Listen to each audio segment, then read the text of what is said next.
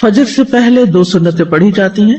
حضرت عائشہ سے روایت ہے، وہ کہتی ہیں کہ نبی صلی اللہ علیہ وسلم نوافل میں سے کسی کا اس قدر اہتمام نہیں کرتے تھے جتنا فجر سے پہلے کی 2 رکعتوں کا، یعنی انہیں پابندی سے ادا کرتے تھے۔ یعنی سب سے زیادہ کس چیز کا اہتمام کرتے؟ فجر کی سنتوں کا۔ نبی صلی اللہ علیہ وسلم کسی حال میں بھی یہ سنتیں نہیں چھوڑتے تھے۔ قابوس اپنے والد سے روایت کرتے ہیں، انہوں نے کہا کہ میرے والد نے ایک عورت کو عائشہ رضی اللہ تعالی عنہا کی طرف بھیجا تاکہ وہ ان سے سوال کرے کہ کون سی نماز رسول اللہ صلی اللہ علیہ وسلم کو زیادہ محبوب تھی، یعنی آپ پسند کرتے تھے، یعنی جس پر آپ ہمیشگی کرتے تھے، کبھی بھی آپ اس کو نہیں چھوڑتے تھے۔ تو انہوں نے کہا وہ نماز جو آپ کسی صورت نہ چھوڑتے، خواہ صحت مند ہوتے یا مریض ہوتے یا سفر میں ہوتے یا مقیم ہوتے، وہ فجر سے پہلے کی 2 رکعتیں ہیں۔ سمجھ آگئی؟ یعنی آپ کو یہ نماز بہت زیادہ محبوب تھی، فجر سے پہلے کی 2 سنتیں جو کسی حال میں بھی آپ نہیں چھوڑتے تھے، نہ صحت کی حالت میں، نہ مرض کی حالت میں، نہ سفر کی حالت میں، نہ قیام کی حالت میں۔ اگر کوئی چیز نبی صلی اللہ علیہ وسلم کو محبوب ہو، آپ کو پیاری ہو، تو ہمیں بھی پیاری ہونی چاہیے۔ بہت سے لوگ اس بات کا دعویٰ تو کرتے ہیں کہ وہ اللہ تعالیٰ سے محبت کرتے ہیں، ہم سب یہ دعویٰ کرتے ہیں، لیکن اس محبت کا ثبوت نہیں دیتے۔ اس محبت کا ثبوت رسول اللہ صلی اللہ علیہ وسلم کی سنت کی پیروی میں ہے۔ اگر ہمیں واقعی اللہ تعالیٰ سے محبت ہے تو پھر ہمیں کیا کرنا چاہیے؟ صبح سویرے اٹھ کر جو پہلی نماز ہم پڑھتے ہیں، یعنی دن کے آغاز میں، وہ صحیح طور پر ادا ہونی چاہیے، یعنی اس کے صرف فرض نہ پڑھ لیں بلکہ سنتیں بھی پڑھیں۔ صحیح مسلم کی حدیث ہے، حضرت عائشہ رضی اللہ عنہا روایت کرتی ہیں، رکعت الفجر خیر من الدنیا وما فیہا، فجر سے پہلے کی 2 رکعتیں دنیا اور جو کچھ اس میں ہے اس سے بہتر ہیں۔ دنیا کی کوئی بھی چیز جس کو حاصل کرنے کا ہمیں شوق ہوتا ہے، اس کے لیے ہم کتنی ایفرٹ لگاتے ہیں، کتنی تگ و دو کرتے ہیں، کتنی بھاگ دوڑ کرتے ہیں، اور پھر اگر وہ مل جائے تو کتنے خوش ہوتے ہیں اور سب کے ساتھ شیئر کرتے ہیں۔ ان سب چیزوں سے بہتر ہے یہ 2 رکعتیں۔ ایک اور روایت ہے صحیح مسلم کی، حضرت عائشہ رضی اللہ عنہا سے روایت ہے کہ نبی صلی اللہ علیہ وسلم نے طلوع فجر کے وقت 2 رکعت نماز پڑھنے کے بارے میں فرمایا کہ ان کو پڑھنا میرے نزدیک ساری دنیا سے زیادہ محبوب ہے۔ قال فی شأن الرکعتین عند طلوع الفجر، فجر کب طلوع ہوتی ہے؟ جب سورج نکلتا ہے، جب آپ روزہ بند کرتے ہیں، جب رات کا اختتام ہو جاتا ہے۔ ابن القیم رحمہ اللہ کہتے ہیں کہ جب آپ صلی اللہ علیہ وسلم سورۃ الفاتحہ سے فارغ ہو جاتے تو آپ اس کے علاوہ کسی اور سورت کو پڑھنے لگتے، اور کبھی آپ اس سورت کو لمبا کرتے، کبھی سفر یا کسی اور وجہ سے سورت کو ہلکا کر دیتے، اکثر میانہ روی اختیار کرتے۔ 3 صورتیں ہو گئیں، کون سی؟ خوب لمبا، بالکل چھوٹا اور درمیانہ۔ تو اکثر کیا کرتے تھے؟ درمیان میں رہتے۔ سورۃ فاتحہ کے بعد کی قرات کا حکم ابو سعید خدری رضی اللہ عنہ سے مروی ہے کہ ہمیں ہمارے نبی صلی اللہ علیہ وسلم نے نماز میں سورۃ فاتحہ اور جو سورت آسانی سے پڑھ سکیں اس کی تلاوت کا حکم دیا ہے۔ یعنی عام حکم کیا ہے؟ اٹس این اوپن چوائس، جو آپ کا دل چاہے پڑھے، پابندی نہیں ہے اس میں۔ جو سورۃ فاتحہ کی تو کیا ہے؟ پابندی ہے کہ وہی پڑھنی ہے آپ نے، اس کا آلٹرنیٹ کوئی نہیں دیا گیا۔ لیکن باقی قرآن کی قرات میں آپ کے پاس آلٹرنیٹ ہے، جو چاہے پڑھے۔ سری اور جہری قرات کا حکم، سری کا مطلب ہے خاموش اور چپکے چپکے، اور جہری کا مطلب بلند آواز سے۔ ابن عباس رضی اللہ عنہما سے روایت ہے، انہوں نے فرمایا کہ نبی صلی اللہ علیہ وسلم کو جس نماز میں بلند آواز سے پڑھنے کا حکم ہوا، آپ نے اس میں بلند آواز سے قرات کی، اور جس میں آہستہ پڑھنے کا حکم ہوا وہاں آپ نے آہستہ پڑھا۔ یعنی یہ 2 نمازیں آہستہ اور باقی جہری، یہ آپ کو ایسا ہی کرنے کا حکم ملا ہے۔ وما کان ربک نسیا، تمہارا رب بھولنے والا نہیں ہے۔ ایسا نہیں کہ رب سے بھول ہو گئی ہے کوئی۔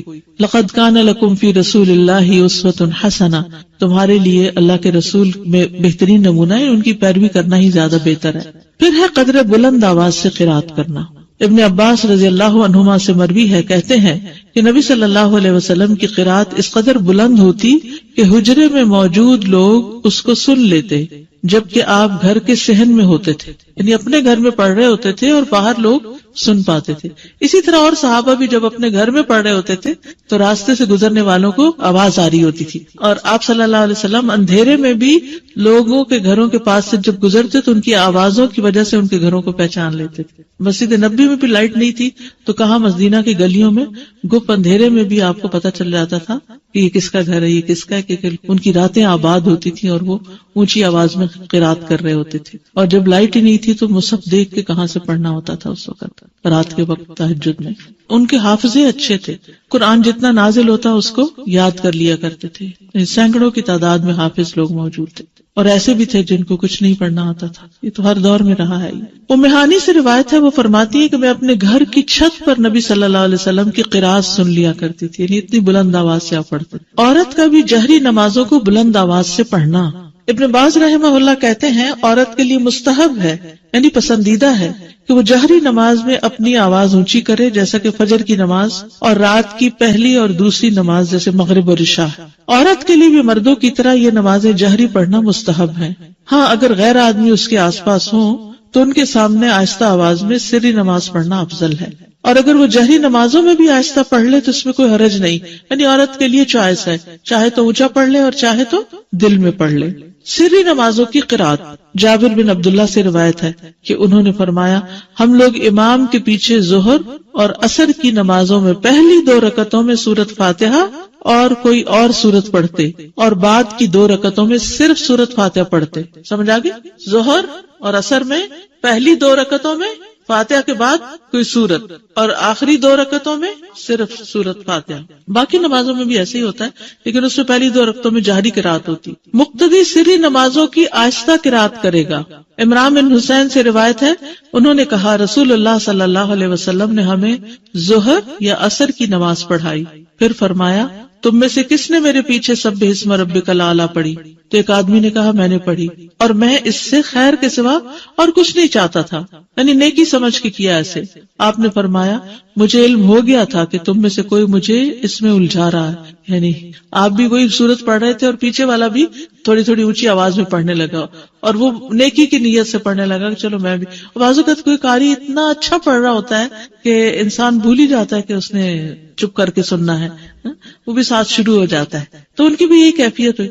تو اس سے امام الجھتا ہے اور امام بھولتا ہے, اس لیے خاموشی رکھنی چاہیے. عبداللہ بن عمر سے مروی ہے کہ ایک مرتبہ نبی صلی اللہ علیہ وسلم نے اعتکاف کے دوران لوگوں کو خطبہ دیتے ہوئے فرمایا تم میں سے جو شخص بھی نماز پڑھنے کے لیے کھڑا ہوتا ہے در حقیقت وہ اپنے رب سے سرگوشی کرتا ہے, اس لیے تمہیں معلوم ہونا چاہیے کہ تم اپنے رب سے کیا سرگوشی کر رہے ہو, اور تم نماز میں ایک دوسرے سے اونچی قرات نہ کیا کرو. نماز میں ایک دوسرے سے اونچی قرات نہ کیا کرو. عبداللہ بن مسعود رضی اللہ عنہ سے مروی ہے, انہوں نے کہا کہ صحابہ نبی صلی اللہ علیہ وسلم کے پیچھے قرات کیا کرتے تھے تو آپ نے فرمایا تم نے مجھ پر قرآن کو مشتبہ کر دیا.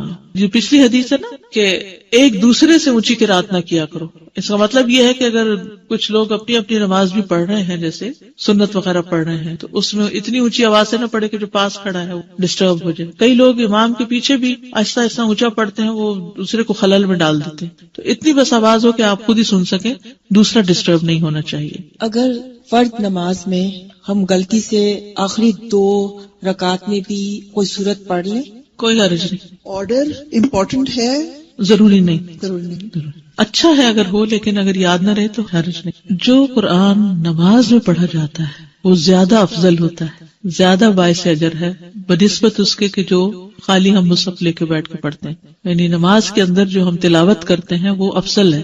الذین آتیناہم الکتاب یتلونہ حق تلاوتہ اولئک یؤمنون بہ ومن یکفر بہ فاولئک ھم الخاسرون. وہ لوگ جنہیں ہم نے کتاب دی ہے اسے پڑھتے ہیں جیسے اس کی تلاوت کا حق ہے, یہ لوگ اس پر ایمان رکھتے ہیں, اور جو کوئی اس کے ساتھ کفر کرے تو وہی لوگ خسارہ اٹھانے والے ہیں. تلاوت کرنا قرآن کو خوبصورت بنانا ہے, تزیین ہے قرآن کی. براء ابن عازب سے روایت ہے, کہتے ہیں کہ رسول اللہ صلی اللہ علیہ وسلم نے فرمایا زینوا القرآن, قرآن کو زینت بخشو باصواتکم, اپنی آوازوں سے. سبحان اللہ, ہر چیز کو بیوٹیفائی کرتے ہیں نا, آپ اپنے چہرے کو بیوٹیفائی کرتے ہیں، اپنے گھر کو کرتے ہیں، اپنی چیزوں کو کرتے ہیں، اپنے ہاتھوں کو، ناخنوں کو، کس کس چیز کو، یعنی انسان کے اندر ایک یہ حص ہے نا کہ اسے خوبصورت چیزیں اچھی بھی لگتی ہیں اور وہ ان کے لیے کوشش بھی کرتا ہے. اب جو چیزیں تو نظر آتی ہیں ان کو تو آپ اپنے ہاتھوں سے کچھ اوپر لگا کے کچھ کر کے خوبصورت بناتے ہیں، لیکن قرآن کو آپ کیسے خوبصورت بناتے ہیں، زینت بخشتے ہیں اس کو خوبصورت آواز سے پڑھ کے، عمدہ طریقے سے پڑھ کے. ہم لوگ قرآن کو زینت کیسے بخشتے ہیں؟ خوبصورت غلاف چڑھا کے، مخمل کے، اور ستارے پھر اوپر لگا لیتے ہیں، اور ستاروں کے اوپر موتی بھی لگا لیتے ہیں اور پھر اوپر رکھ دیتے ہیں اور اس سے گھر کو سجاتے ہیں. اور جب پڑھنے کی باری آتی ہے تو 2 لائنیں ٹھیک سے نہیں پڑھ سکتے، جبکہ نبی صلی اللہ علیہ وسلم نے فرمایا زینوا القرآن باصواتکم، اپنی آوازوں کے ذریعے قرآن کو زینت بخشو. ہر انسان کے اندر اچھی آواز سننے کا ایک ذوق پایا جاتا ہے اور آوازیں انسان کے دل پر اثر انداز ہوتی ہیں. گانا لوگ کیوں پسند کرتے ہیں اگرچہ الفاظ اس کے گھٹیا بھی ہوتے ہیں، اور لوگوں کو اس گانے کے بعض اوقات یا نعت کا خاص طور پر ان کو الفاظ کو کچھ سمجھ نہیں آ رہی تھی کیا پڑھا جا رہا ہے، صرف آواز ہوتی ہے اس میں. یعنی بعض اوقات جیسے اب ربیع الاول آیا چاہتا ہے اور گھر گھر میں میلاد ہوتے ہیں تو اس میں بس نعتوں کی جو سلیکشن کر لیتے ہیں لوگ، اس میں بعض اوقات ٹوٹلی وہ شرکیہ ہوتے ہیں الفاظ، بعض اوقات ویسے ہی غلط ہوتے ہیں. اور جب ان سے پوچھا جائے کہ یہ کیا ہے، اس کا مطلب کیا، تو ایک دفعہ ایسے ہی مجھے کسی نے لیکچر کے لیے بلایا تو میں وہاں گئی تو مجھے پتا چلا کہ یہاں تو کوئی میلاد ہے. تو مجھ سے پہلے کسی نے، ایک بہت پڑھی لکھی خاتون تھی، انہوں نے ایک نعت پڑھی. جب وہ پڑھ نہیں تھے تو میں نے لکھ لیا یہ کیا کہہ رہی ہیں. پھر میں نے اس سے آغاز کیا، میں نے کہا کہ ان الفاظ کا معنی کیا ہے. آپ نے سوچا؟ اب دیکھیے کہ اس کا مطلب یہ بنتا ہے. مکمل شرک تھا. تو ان کی آنکھیں کھل گئی. یہ کہا جا رہا تھا کیونکہ کوئی سوچتا ہی نہیں کہ کہہ رہے ہیں، صرف کس چیز کو فالو کر رہے تھے، ٹیونز کو. وہ انڈین گانوں کی ٹیونز کبھی کسی کی کبھی کسی کی، تو صرف کاپی کیا جا رہا ہوتا. کیونکہ انسان کے اندر ایک طلب ہے نا. اب اس کو پتا چلا گانا سننا تو منع ہے، اچھے الفاظ نہیں ہے، شرم کی بات ہے، تو چلو نعت سن لیتے. نعت کو وہ الٹرنیٹ بنا لیتے ہیں، اور جب وہ نعت سننے لگتے ہیں تو اس میں وہ گانے سے بھی زیادہ بدترین جب شرک آ جاتا ہے اس میں عمل برباد. آپ دیکھیے شرک ایسی چیز ہے جس سے عمل برباد ہو جاتے ہیں، معمولی چیز نہیں ہے. اور ایسی مجلس میں نہیں بیٹھنا چاہیے کہ جس میں شرک کی باتیں ہو رہی ہوں. لیکن بعض اوقات اتفاق ہو جاتا ہے، آپ کے سامنے ایسی چیزیں آ جاتی ہیں تو پھر آپ کا فرض بنتا ہے کہ آپ لوگوں کو سمجھائیں بھی. اور سمجھانے کا طریقہ یہ ہونا چاہیے کہ ان الفاظ کو کھول کے ان کے سامنے رکھ کے انہیں سے پوچھیں، ان سے کوسچن کریں. اچھا بعض اوقات کہتے نہیں ہمارا یہ مطلب نہیں، ہم تو یہ کہتے ہیں. بھئی آپ مطلب کچھ بھی بنائے، لفظ تو یہی کہہ رہے ہیں. تو جب انسان صحیح طور پر قرات کر لیتا ہے یا اچھی قرات کا ذوق اس کو ہو جاتا ہے، وہ سننے لگتا ہے، تو آپ یقین کریں دنیا کی کوئی دوسری آواز اچھی بھی نہیں لگتی، کچھ اور پھر دل پہ لگتا ہی نہیں. استاذہ آپ نے جیسے نعت کا ذکر کیا، اب جو ہمارے بچوں کے لیے فتنہ ہے وہ نشید کا ہے. میوزک اس میں ہر طرح کی بیٹ ہے، لیکن نشید کے نام پہ اس کو حلال کر لیا جی. پھر استاذہ جب قرآن پڑھا جاتا ہے تو وہ اتنا میریکولس ہے کہ اس کی ردم سے کہتے ہیں کہ کافی نان مسلمز کا یہ ریسرچ ہوئی ہے کہ ان کے سامنے صرف قرآن پڑھا جا رہا ہوتا ہے یا قرات وہ کہیں سن لیتے ہیں تو سیدھا دل پہ اثر ہوتا ہے. جی تو ہاں. جو کہ میوزک کی یہ بات نہیں ہے. اور جتنی اچھی قرات ہوتی، قاری عبد الباسط کی آواز سن کے تو لوگ مسلمان بھی کئی ہوئے ہیں. اور نبی صلی اللہ علیہ وسلم کا طریقہ یہی تھا کہ لوگوں کو، نان مسلمز کو قرآن کی تلاوت سناتے تھے. اور جب جن کا بھی ہو گیا تھا، سارے جنہوں نے جب سنا تھا آپ صلی اللہ علیہ وسلم کو تلاوت کرتے ہوئے، تو جتنا اثر اس کا ہے اتنا تو آئی ڈونٹ تھنک سو کہ کسی بھی. تو ہماری نمازیں بھی اچھی کیوں نہیں؟ کیونکہ اس میں جو قرات ہم کرتے ہیں وہ قرات ٹھیک نہیں. تو نمازیں ٹھیک ہو جائیں گی تو پھر کیا ہوگا؟ قرآن بھی ٹھیک ہو جائے گا، سب کچھ ٹھیک ہو جائے گا، جس میں قرآن کی قرات بھی ٹھیک ہوگی. استاذہ میں 2-3 سال پہلے عمرہ کے لیے گئی ہوئی تھی، اتفاق سے 12 ربیع الاول کو ہم لوگ مدینہ میں تھے، اور ہم جن گروپ کے ساتھ میں گئے ہوئے تھے تو انہوں نے کہا کہ رات میں آئے، ہم لوگ یہاں بڑی محفل جمے گی. ہم لوگ تو نہیں گئے، 2 فیملیز تو نہیں گئی، لیکن ایک فیملی چلی گئی اور بولنے لگے وہ ڈائننگ روم میں دروازے بند کر کے پھر وہ اپنی وہی کرنے لگے. اتنا مطلب اس جگہ پہ بھی جا کے اصل میں لوگ جو ہیں وہ عقیدت میں کرتے ہیں لیکن لا علمی کی وجہ سے کسی اور طرف چل پڑے. تو ہمیں پھر اچھے طریقے سے خیر خواہی کے ساتھ سمجھانا چاہیے. جی آگے چلتے. شقیق بن سلمہ رحمہ اللہ نے کہا عبداللہ کے پاس سے کوئی سونے سے مزین مصحف لے کے گزرا، کہیں سونے کا پانی لگا ہوتا، تو انہوں نے کہا مصحف کو سب سے بہتر چیز جس سے مزین کیا جا سکتا ہے وہ حق کے ساتھ اس کی تلاوت کرنا، سونے کا پانی چڑھانا نہیں بلکہ اچھی قرات کرنا. ہر حرف پر 10 نیکیاں ملتی ہیں. نماز میں 3 آیات کی تلاوت کا اجر، 3 آیات. رسول اللہ صلی اللہ علیہ وسلم نے فرمایا کیا تم میں سے کوئی شخص یہ پسند کرتا ہے کہ جب وہ اپنے گھر واپس آئے تو اس میں 3 بڑی فربہ حاملہ اونٹنیاں موجود پائے؟ ہم نے عرض کی جی ہاں. آپ نے فرمایا پس 3 آیات جنہیں تم میں سے کوئی شخص اپنی نماز میں پڑھتا ہے وہ اس کے لیے 3 موٹی تازی حاملہ اونٹنیوں سے بہتر ہیں. یعنی قل هو اللہ احد اللہ الصمد لم یلد ولم یولد ولم یکن لہ کفوا احد پڑھنا جو ہے اتنا مال اکٹھا کرنے سے بہتر ہے. اب یہ صرف میں آپ کو بتا رہی ہوں جو چیز احادیث سے پتہ چلتی ہے کہ نماز میں بھی قرات کا فائدہ کتنا ہے. میں نے پہلے عرض کیا نا کہ نماز کے اندر جو قرآن پڑھا جاتا ہے اس کا اجر و ثواب بڑھ جاتا ہے، اور 3 آیتوں کا اجر بھی 3 اونٹنیوں سے مادی چیزوں سے اس کو برابر کر کے دکھایا گیا، کمپیریزن کیا گیا. نماز میں 10 آیات کی تلاوت کا بے حد اجر و ثواب.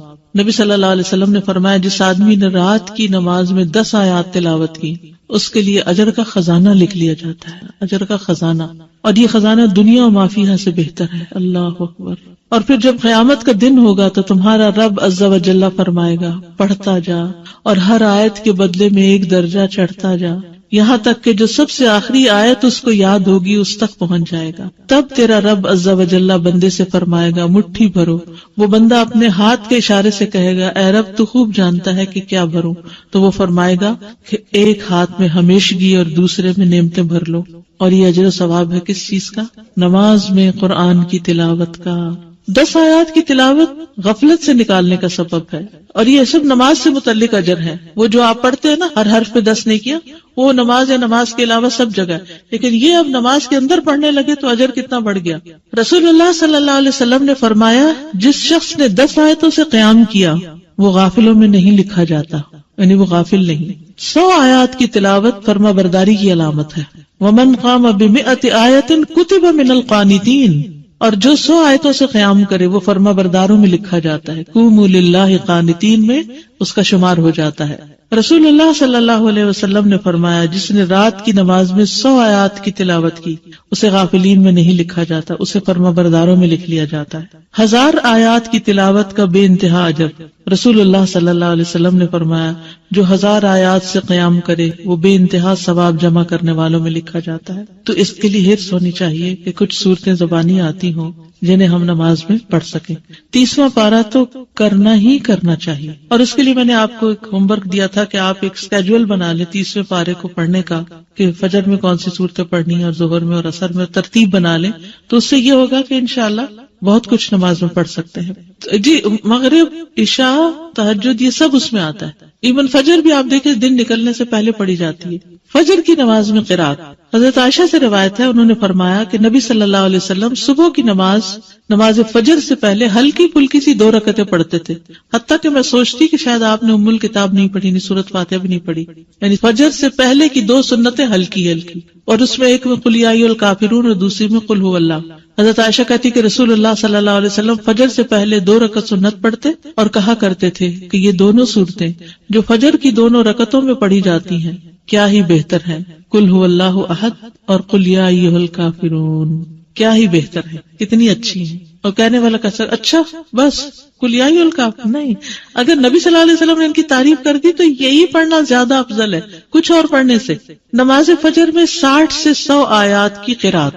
ابو برزہ الاسلمی سے روایت ہے، وہ کہتے ہیں کہ رسول اللہ صلی اللہ علیہ وسلم عشاء کو تہائی رات تک مؤخر کر دیتے اور اس سے پہلے سونے اور بعد میں گفتگو کرنے کو ناپسند فرماتے، اور فجر کی نماز میں 100 سے لے کر 60 آیتیں تلاوت فرماتے، اور ایسے وقت میں سلام پھیرتے جب ہم ایک دوسرے کے چہرے کو پہچان سکتے تھے، یعنی روشنی ہو جاتی تھی. یہ مطلب ہے. ابو برزہ رضی اللہ عنہ سے روایت ہے کہ رسول اللہ صلی اللہ علیہ وسلم صبح کی نماز میں 60 سے 100 آیات کی قرات فرماتے تھے. صبح کی نماز میں 60 سے 100 آیات کی تلاوت کرتے. سورۃ واقعہ اور اس جیسی صورتیں پڑھنا. جابر بن سمرہ فرماتے ہیں کہ رسول اللہ صلی اللہ علیہ وسلم بھی تمہاری نمازوں کی طرح نمازیں پڑھایا کرتے تھے جس طرح آج کل تم پڑھاتے ہو، لیکن وہ نماز میں تخفیف فرماتے یعنی ہلکا پڑھاتے تھے، اور ان کی نماز تمہاری نماز سے ہلکی ہوتی تھی. وہ نماز فجر میں سورۃ واقعہ اور اس جیسی صورتیں پڑھتے تھے. سورۃ قاف کی قرات. فجر کی نماز میں سورۃ قاف یا اس کی جیسی دوسری صورتیں پڑھا کرتے. صافات کی قرات یعنی سورۃ صافات بھی آپ نے پڑھی. سورۃ التکویر اذا الشمس کورت اس کو بھی پڑھتے ہوئے سنا فجر کی نماز میں عامر بن حریث نے. سورۃ المؤمنون کی آیات یعنی پوری سورت نہیں بلکہ اس کی آیات. عبداللہ بن صاحب سے روایت ہے انہوں نے کہا نبی صلی اللہ علیہ وسلم نے ہمیں مکہ میں صبح کی نماز پڑھائی تو سورت مؤمنون کی قرات شروع کی، حتیٰ کہ موسیٰ اور ہارون علیہ السلام کا ذکر آیا یا عیسیٰ علیہ السلام کا ذکر آیا تو اس وقت نبی صلی اللہ علیہ وسلم کو کھانسی آنے لگی تو آپ رکوع میں چلے گئے۔ اس سے کیا پتہ چلتا ہے کہ اگر انسان کو بھولنے لگ جائے، بعض اوقات ایسا ہوتا ہے نا کہ امام بڑی اچھی قرات کرتا کرتا جا رہا ہوتا ہے اور ایک دم بیچ میں اٹکنا شروع ہو جاتا ہے، تو پھر بجائے اس کے کہ وہ غلط پڑھے، اللہ اکبر کر دے، یا کھانسی آ گئی یا کوئی بھی وجہ ہو گئی، تو پھر بیچ میں بھی آدھی سورت کے بھی رکوع کیا جا سکتا ہے۔ بعض اوقات یہ بھی ہو سکتا ہے کہ آدھی ایک رکعت میں اور آدھی دوسری رکعت میں۔ سورۃ الروم کی قرات صبح کی نماز میں آپ نے کی۔ سورۃ زلزال کی قرات، اب آپ دیکھیے کہاں لمبی لمبی صورتیں بھی اور کہاں اذا زلزلت الارض زلزالہا۔ سورۃ الفلق اور الناس کی قرات، کبھی ایسا ہوتا ہے نا دیر سے آنکھ کھلی آپ کی تو لمبی تو نہیں پڑھ سکتے، تو پھر کیا ہے 2 چھوٹی صورتیں پڑھ لیں، یہ بھی آپ کی سنت ہے۔ مختلف آیات کی قرات، یعنی پوری سورت نہیں کچھ آیتیں، یہ بھی سوال آتا ہے نا کچھ لوگوں کی طرف سے کہ اگر سورت البقرہ کی آخری آیات مثلا ہم پڑھ رہے ہیں یا آیت الکرسی پڑھ رہے ہیں تو کیا یہ کافی ہے؟ جی ہاں کافی ہے۔ اور اس کی دلیل کیا ہے؟ خطبہ بن مالک سے روایت ہے کہ انہوں نے فجر کی نماز میں نبی صلی اللہ علیہ وسلم کو وَالنَّخْلَ بَاسِقَاتٍ لَهَا طَلْعٌ نَضِيدٌ کی قرات کرتے ہوئے سنا، یعنی یہاں سے پڑھا۔ کل آپ نے دیکھا ہوگا جمعے کی نماز میں سورۃ العالی اور سورۃ الغاشیہ کی آخری آیتیں پڑھی گئی، پوری سورت نہیں پڑھی گئی کیونکہ جمعے کا ٹائم ہمارے یہاں مختصر ہوتا ہے۔ یہاں ابن عباس کہتے کہ رسول اللہ صلی اللہ علیہ وسلم فجر کی 2 رکعتوں میں سے پہلی میں قرآن میں سے آیت قولوا آمنا باللہ وما انزل الینا والا حصہ پڑھتے جو سورۃ البقرہ کی آیت ہے، اور دوسری میں آل عمران کی آیت آمنا باللہ واشہد بأننا مسلمون والا حصہ پڑھتے، یعنی ایک میں ایک سورت، دوسری میں دوسری کا حصہ۔ ابن عباس سے روایت ہے کہ انہوں نے کہا رسول اللہ صلی اللہ علیہ وسلم فجر کی 2 رکعتوں میں قرآن میں سے قولوا آمنا باللہ اور تعالوا الی کلمۃ سواء بیننا وبینکم پڑھا کرتے تھے۔ مختلف صحابہ کی نماز فجر کی قرات، اس میں عمر رضی اللہ عنہ نے پہلی رکعت میں سورۃ البقرہ کی 120 آیات پڑھی، کہاں تک پہنچتے ہیں؟ پہلا سپارہ ختم ہو جاتا ہے۔ پھر عبداللہ بن مسعود پہلی رکعت میں سورۃ انفال کی 40 آیات اور دوسری رکعت میں مفصلات میں سے سورت پڑھی، یعنی ایک میں آیات پڑھی اور ایک میں پوری سورت پڑھی۔ ایسے بھی کیا جا سکتا ہے، ضروری نہیں کہ اگر آپ نے ایک میں آیات پڑھی تو دوسری میں بھی آیات پڑھیں، یا ایک میں سورت پڑھی تو دوسری میں بھی سورت، دونوں طرح۔ قتادہ نے اس شخص کے متعلق جو ایک سورت کو 2 رکعتوں میں اس کے 2 حصے کر کے یا ایک ہی سورت کو 2 رکعت میں دہراتا ہے، فرمایا یہ سب اللہ کی کتاب ہے، ہر طرح سے پڑھنا جائز ہے۔ سورۃ اخلاص کی قرات ہر سورت میں ایک صحابی پڑھتے تھے تو آپ کو شکایت کی گئی تو آپ نے پوچھا اس سے، تو اس نے جواب دیا مجھے اس سورت سے محبت ہے۔ آپ نے فرمایا تیرا اس سورت سے محبت کرنا تجھے جنت میں داخل کر دے گا، ٹھیک ہے۔ اچھا، جمعے کے دن فجر کی نماز کی پہلی رکعت میں سورۃ السجدہ اور دوسری میں الدہر پڑھا کرتے تھے۔ اچھا، یہ جو ساری احادیث آپ کے سامنے میں نے رکھی ہیں، اس سے آپ کو سمجھ میں کیا آیا؟ پہلے تو حفظ ہونی چاہیے، بالکل ٹھیک ہے۔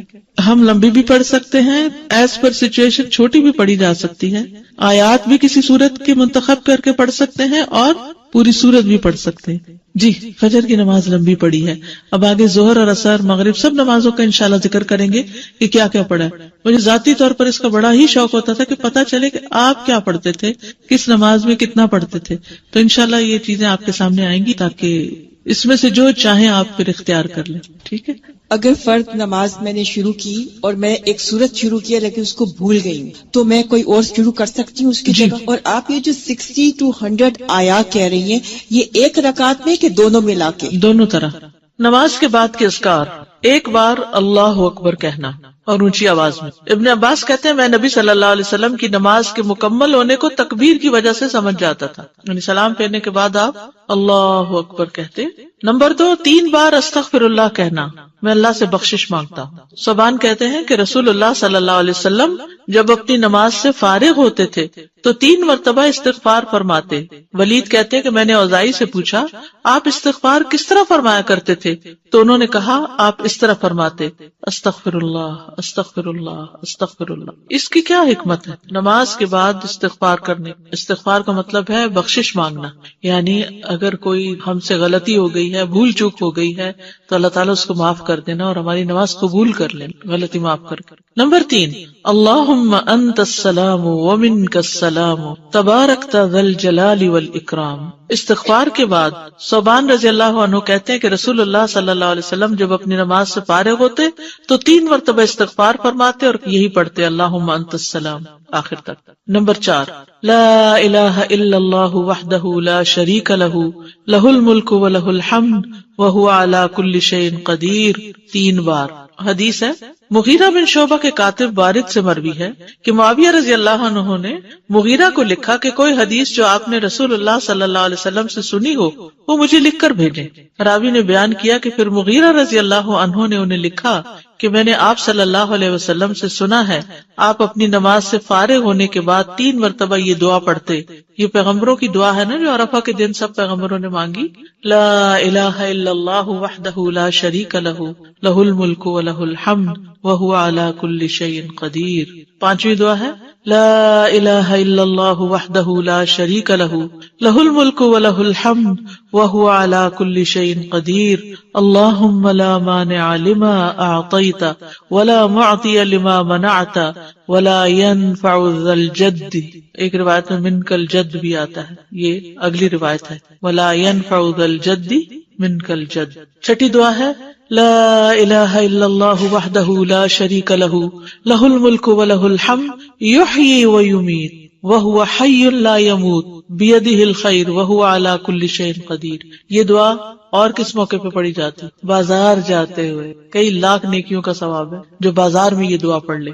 اللہم لا مانع لما اعطیت ولا معطی لما منعت ولا ينفع ذا الجد منک الجد. ترجمہ دیکھ رہے ہیں نا آپ سامنے. 3 بار پڑھنا، ٹھیک ہے، یعنی لا الہ الا اللہ وحدہ 3 بار اور پھر اللہم لا مانع. 7ویں دعا لا الہ الا اللہ وحدہ لا شریک لہ لہ الملک ولہ الحمد وہو علی کل شیء قدیر لا حول ولا قوة الا باللہ لا الہ الا اللہ ولا نعبد الا ایاہ لہ النعمت ولہ الفضل ولہ الثناء الحسن لا الہ الا اللہ مخلصین لہ الدین ولو کرہ الکافرون. اس میں سے کچھ دعائیں ایاک نستعین میں بھی ہیں اور نمازوں کے بعد کے اذکار کا کارڈ بھی موجود ہے الگ سے، اس میں یہ دعائیں ہیں. پھر تحلیل کے کلمات، اس کے بعد تسبیحات 33 بار سبحان اللہ، 33 بار الحمدللہ، 33 بار اللہ اکبر اور 100 پورا کرنے کے لیے لا الہ الا اللہ وحدہ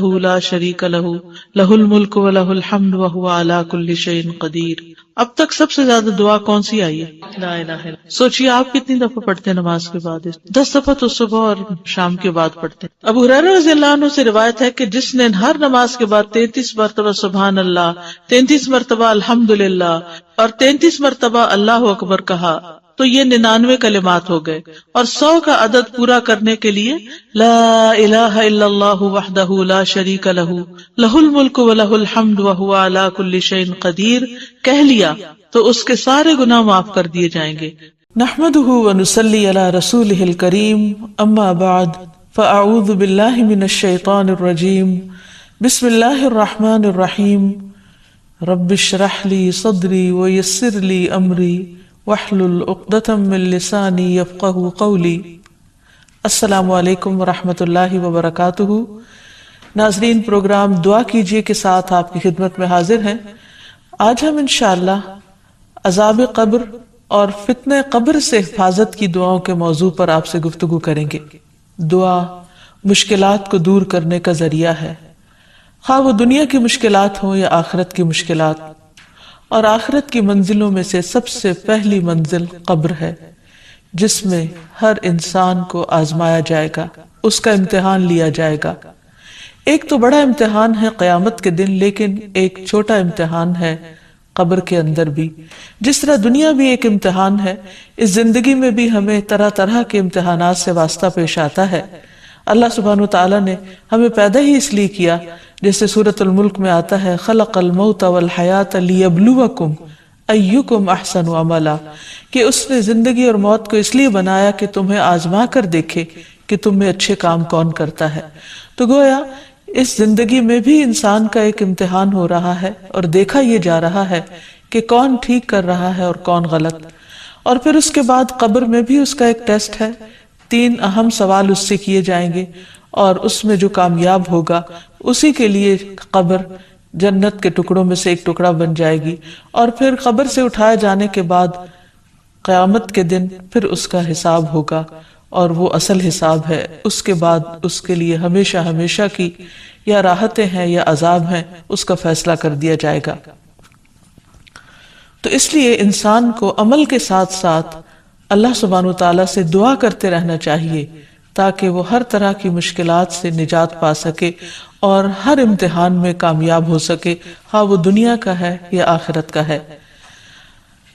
اللہ سبحانہ وتعالیٰ اسی دعا کے ذریعے اپنے بندوں کو ہر طرح کی بے چینیوں اور کرب سے نجات دیتے ہیں، جیسا کہ قرآن مجید میں آتا ہے وَنُوحًا إِذْ نَادَى مِن قَبْلُ فَاسْتَجَبْنَا لَهُ فَنَجَّيْنَاهُ وَأَهْلَهُ مِنَ الْكَرْبِ الْعَظِيمِ، اور نوح کو بھی ہم نے اپنی رحمت میں داخل کیا علیہ السلام، جب اس نے اس سے پہلے پکارا تو ہم نے اس کی دعا قبول کر لی، پھر اسے اور اس کے گھر والوں کو شدید بے چینی سے نجات دی۔ تو شدید بے چینی کے عالم میں انسان کو اللہ سبحانہ وتعالیٰ کی طرف رجوع کرنا چاہیے، اور یہ بطور مثال ہمیں بتایا گیا کہ نوح علیہ السلام نے جب اپنے کرب اور بے چینی میں اللہ سبحانہ وتعالیٰ کو پکارا تو اللہ تعالیٰ نے ان کی پکار سن لی۔ اسی طرح باقی سب لوگ بھی اپنی بے چینیوں میں اپنے رب کو پکاریں۔ یاد رکھیے دنیا کی بے چینیوں میں تو ہم رب کو پکار سکتے ہیں، لیکن قبر کے اندر پائے جانے والے کرب اور بے چینی میں انسان جتنا بھی پکارے گا اس وقت فائدہ نہ دے گا۔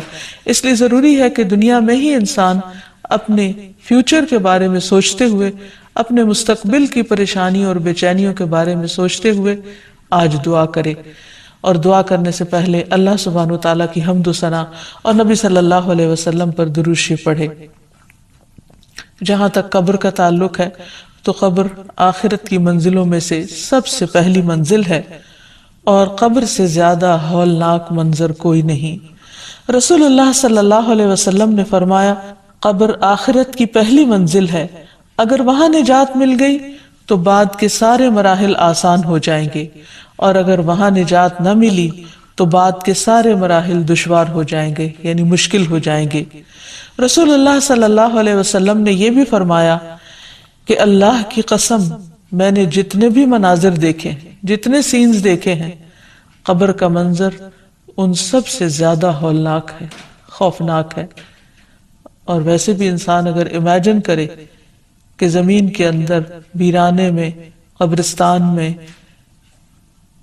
کئی فٹ زمین کے اندر نیچے اندھیری کوٹھڑی جس میں انسان کا لحاف بھی مٹی ہے اور اس کا بچھونا بھی مٹی ہے، اور وہاں کسی قسم کی کوئی لائٹ بھی نہیں، کوئی پنکھا نہیں، کچھ بھی نہیں، تو وہ کیسا منظر ہوگا۔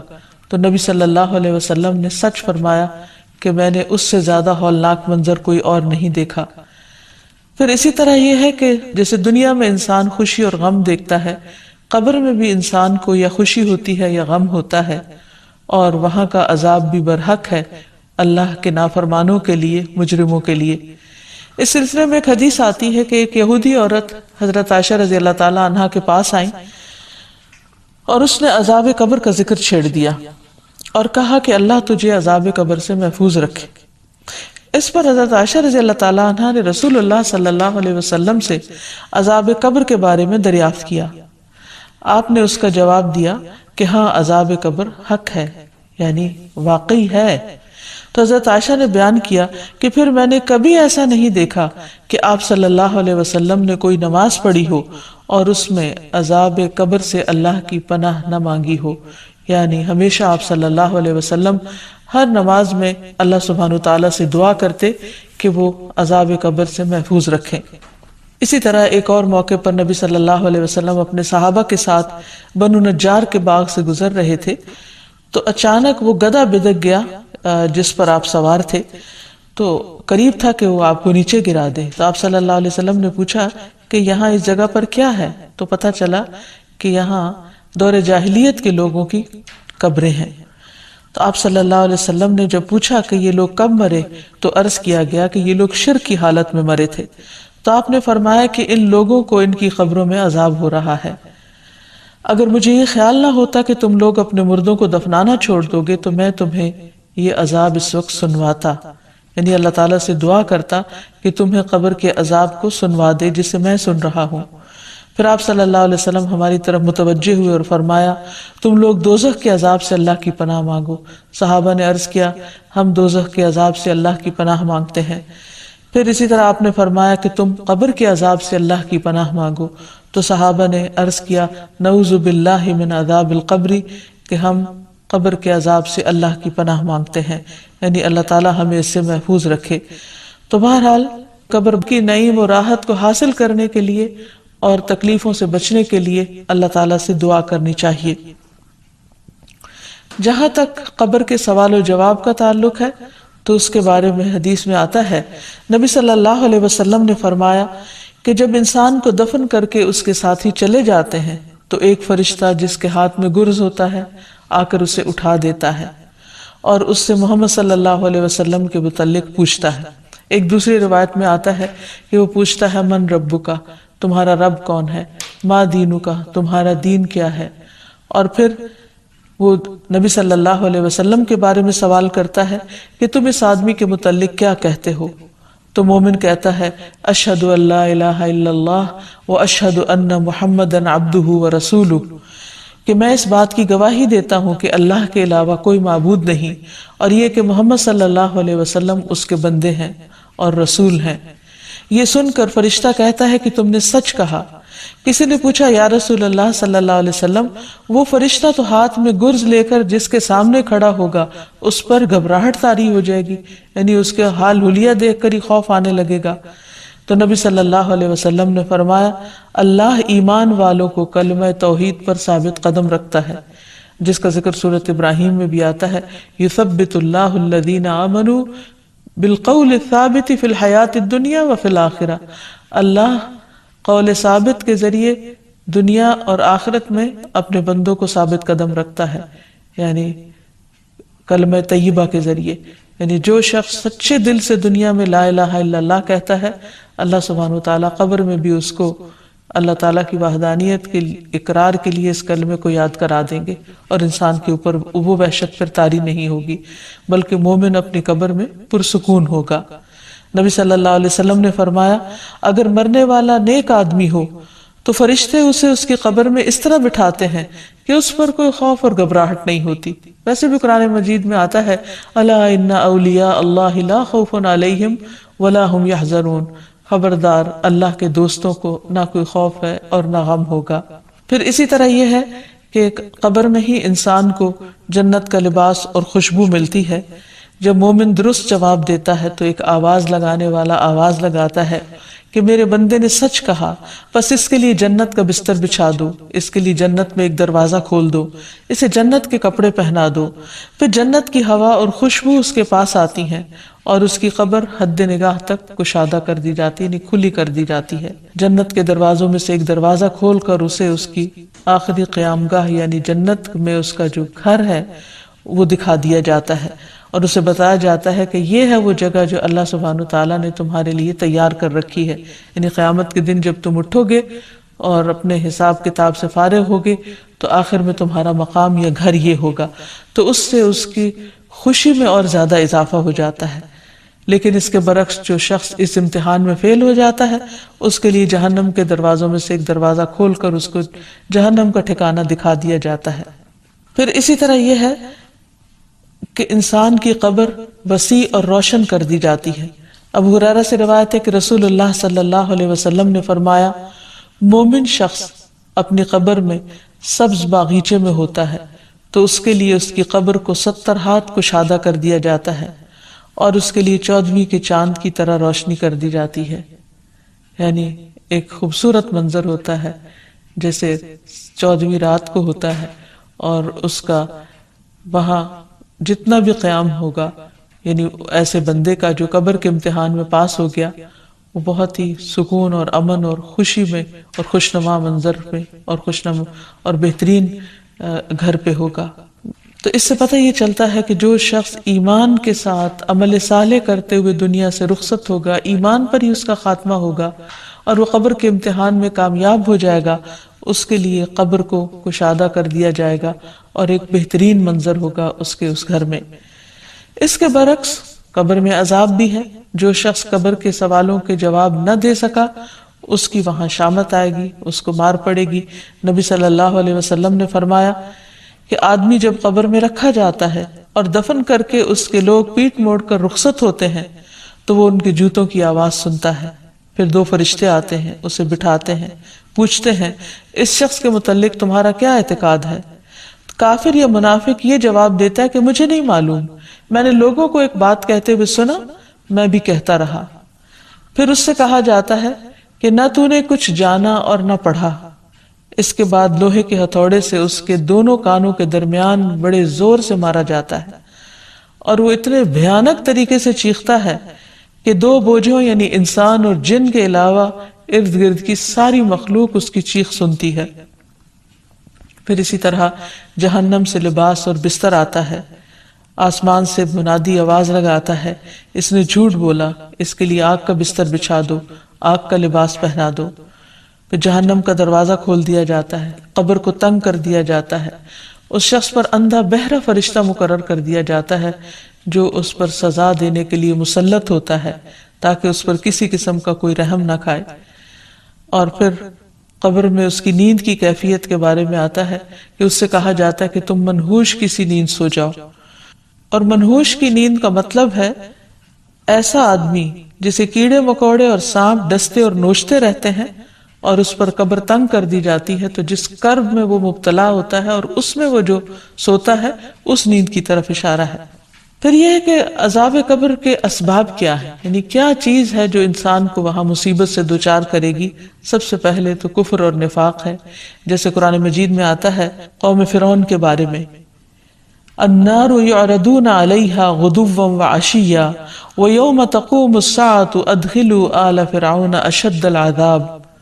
وہ صبح و شام آگ پر پیش کیے جاتے ہیں اور جس دن قیامت قائم ہوگی تو حکم ہوگا آل فرعون کو سخت ترین عذاب میں داخل کر دو.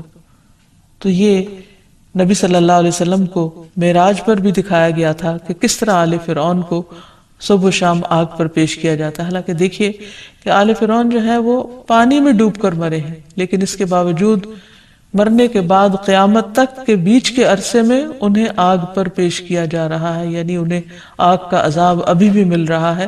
اور قیامت کے دن جیسے کہ اس آیت میں آتا ہے اور جس دن قیامت قائم ہوگی کہا جائے گا ادخلوا آل فرعون اشد العذاب، اب آل فرعون کو شدید ترین عذاب میں داخل کرو، یعنی اصل جہنم میں اب ان کو ڈال دو. اسی طرح جو شخص نیک عمل نہیں کرتا، اپنی دنیا کی زندگی کو ضائع کرتا ہے، وہ بھی جا کر وہاں سخت پچھتائے گا اور پکارے گا اور فریادیں کرے گا کہ مجھے کسی طرح واپس بھیج دیا جائے تاکہ اب میں اچھے کام کر کے آؤں. حتی اذا جاء احدهم الموت قال رب ارجعون لعلی اعمل صالحا فیما ترکت کلا انہا کلمۃ هو قائلها ومن ورائہم برزخ الی یوم یبعثون. یہاں تک کہ جب ان میں سے کسی کے پاس موت آتی ہے تو کہتا ہے اے میرے رب مجھے واپس بھیج دے تاکہ میں جو کچھ چھوڑ آیا ہوں اس میں کوئی نیک عمل کر لوں. ہرگز نہیں، یہ تو ایک بات ہے جسے وہ کہنے والا ہے اور ان کے پیچھے ایک پردہ ہے اس دن تک جب وہ اٹھائے جائیں گے. یعنی برزخ کی طرف اشارہ ہے کہ اب دنیا کی طرف واپس آنے میں رکاوٹ ہے. کوئی بھی مرنے کے بعد دوبارہ زندہ ہو کر نہیں آ سکتا اور نہ ہی وہ عمل کر سکتا ہے جن کو دنیا میں وہ اپنی زندگی میں نہ کر سکا یا نہ کرنا چاہا اس نے. پھر اسی طرح دوسری بڑی چیز جو انسان کے لیے قبر کے عذاب کا ذریعہ بنے گی ہے وہ ہے ظلم کرنا. قرآن مجید میں آتا ہے وَلَوْ تَرَى إِذِ الظَّالِمُونَ فِي غَمَرَاتِ الْمَوْتِ وَالْمَلَائِكَةُ بَاسِطُو أَيْدِيهِمْ أَخْرِجُوا أَنفُسَكُمْ الْيَوْمَ تُجْزَوْنَ عَذَابَ الْهُونِ بِمَا كُنْتُمْ تَقُولُونَ عَلَى اللَّهِ غَيْرَ الْحَقِّ وَكُنْتُمْ عَنْ آيَاتِهِ تَسْتَكْبِرُونَ. کاش آپ ظالموں کو دیکھیں جب وہ موت کی سختیوں میں مبتلا ہوتے ہیں اور فرشتے ان کی طرف اپنے ہاتھ پھیلائے ہوئے ہوتے ہیں اور کہتے ہیں لاؤ اپنی جانیں نکالو، آج تمہیں ذلت کا عذاب دیا جائے گا کیونکہ تم ناحق باتیں اللہ کے ذمے لگاتے تھے اور اس کی آیتوں سے تکبر کرتے تھے. تو اس آیت میں بھی آپ دیکھیے کہ یہ کہا جا رہا ہے کہ موت کی سختیوں کے وقت فرشتے ان کی جان نکال رہے ہوتے ہیں تو اس وقت ان کو یہ خبر دے رہے ہوتے ہیں کہ لاؤ اپنی جانیں نکالو، آج تمہیں ذلت کا عذاب دیا جائے گا، یعنی جان نکالنے کے بعد